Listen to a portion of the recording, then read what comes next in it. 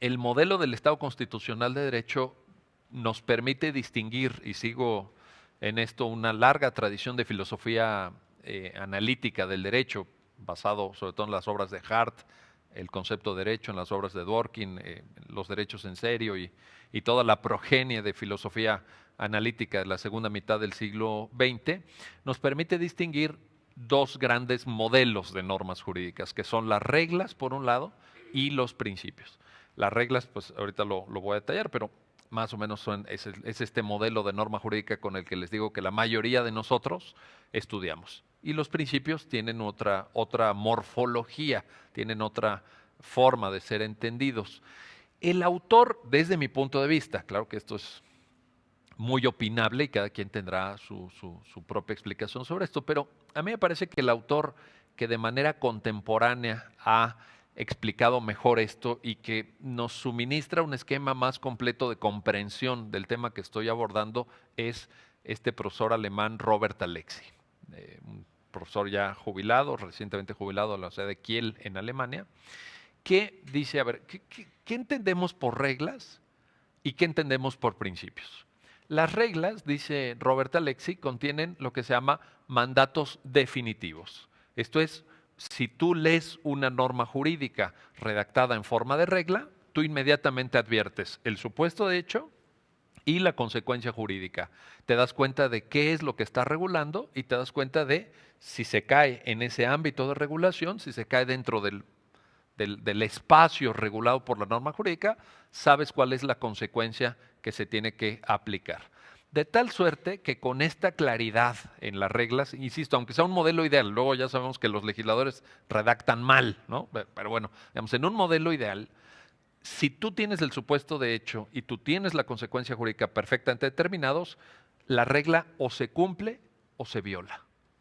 No tienes ningún problema. Tú sabes cuándo se está cumpliendo la norma jurídica y tú sabes cuándo se está violando. Pongamos un ejemplo sencillo, un ejemplo, si me permiten ustedes, incluso hasta banal. Si una norma jurídica tiene la siguiente estructura, digamos, toda persona que vaya conduciendo un vehículo automotor a más de 80 kilómetros por hora pagará una multa de 1,000 pesos, ¿no? O sea, en otras palabras, no puedes manejar a más de 80 kilómetros por hora. Y si manejas a más de 80 kilómetros por hora, ¡pum!, una multa. Bueno, pues en principio uno diría, no presenta mayor problema la norma. Es decir, uno lee la norma y entiende el supuesto de hecho. Conducir a más de 80 kilómetros por hora. Entiende la consecuencia jurídica. Pagarás una multa de tantos pesos. Si vas a 81, ¡pum!, violaste la norma. Si vas a 79, cumpliste la norma. No habría ningún problema. El problema, ahora, claro, tampoco quiero, por supuesto, simplificar, pero el problema mayormente cuando uno trabaja con reglas, creo que tiene que ver con eh, temas que hoy digamos, no es la materia y no voy a abundar en ellos, pero ustedes saben y comprenden perfectamente la importancia que tiene en relación al tema de la prueba. Es decir, iba fulano de tal ya en el caso concreto, ¿iba manejando a más de 80 kilómetros por hora o no? Es una dificultad probatoria. ¿Cómo lo vamos a acreditar? Este que no es un ejemplo, por supuesto, teórico, porque en todos los códigos de circulación, en todos los reglamentos de tránsito están este tipo de prohibiciones, pues en México ha dado lugar a un debate bien interesante. No sé si han visto ustedes, se plantearon algunos juicios de amparo, por ejemplo, en contra del sistema de fotomultas. Y cuando en el desahogo del trámite procesal correspondiente, en esos juicios de amparo, cuando se presentó el material probatorio, pues se generó cierta perplejidad que se refleja en términos argumentativos y que tiene que ver con lo que hoy venimos a exponer. Por ejemplo, la capacidad de fijar una velocidad precisa para las máquinas que toman las fotos, ¿no? Porque uno dice, oye, la máquina que toma la foto dice exactamente a cuánto ibas. Bueno, pues en esos juicios de amparo se aportó evidencia científica, quiero decir, pruebas periciales, pruebas que practicaron expertos, de acuerdo con las cuales el margen de error de la máquina era del 10%. Fíjate, ¿qué significa esto? Ahora con los modelos modernos de carros, ¿verdad? Hay unos que traen hasta un contador de velocidad con número, ¿no? No solamente la rayita esta que se va moviendo, sino tú lo estás viendo con número. Y mientras tú vas conduciendo, ese número marca 72 kilómetros por hora, pero estás dentro del margen de error. Entonces, a lo mejor tú manejando a 72 kilómetros por hora y viendo ese marcador en tu vehículo, la fotomulta, ¡pum!, te cacha, ¿no? Y te pone la multa. Eh, y entonces ahí viene esa dificultad probatoria. Claro, si ibas a 110, pues ahí no hay duda, ahí claramente estás dentro del margen de punibilidad, digamos, del castigo.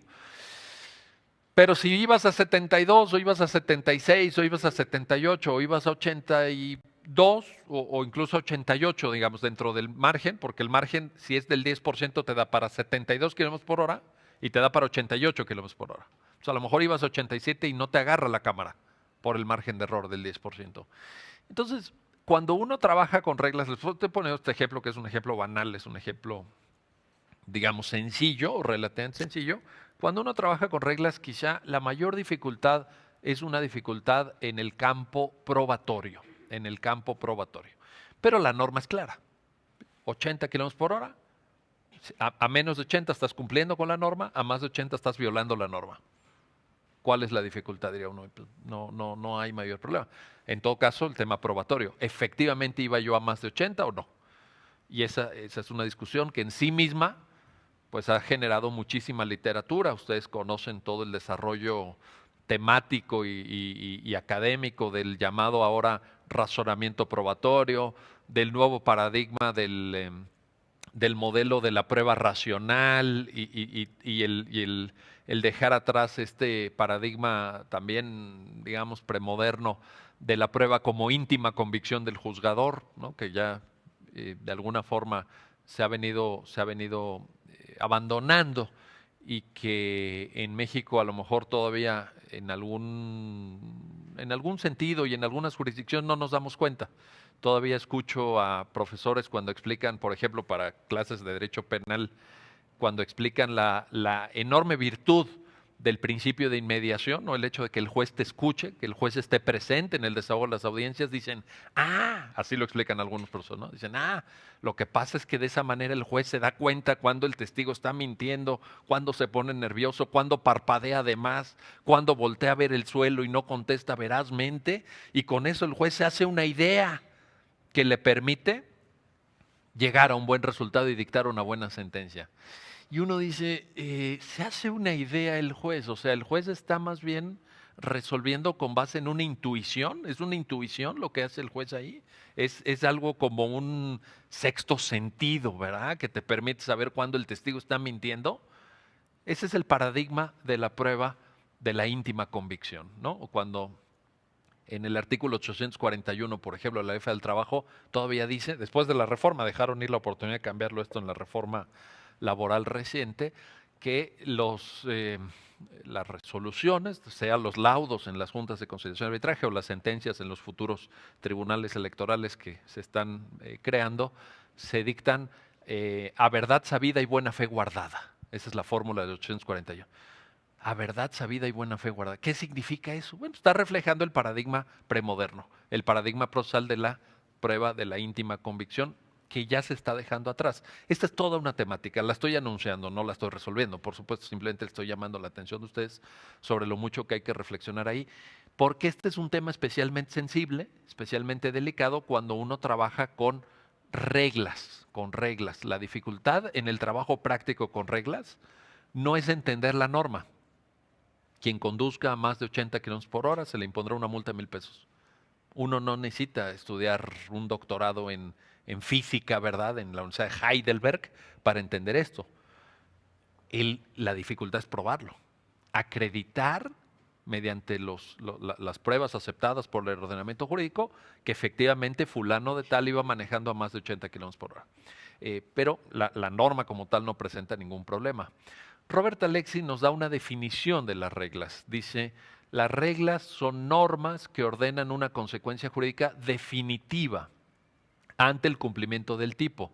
Es decir, que ante el cumplimiento de ciertos presupuestos ordenan, prohíben o permiten de manera definitiva o autorizan algo de manera definitiva. Esta es una definición que me parece muy útil porque digamos que en la aplicación de las reglas, en este concepto Roberta Alexi, si se cumplen las condiciones del supuesto de hecho, la consecuencia es inexorable.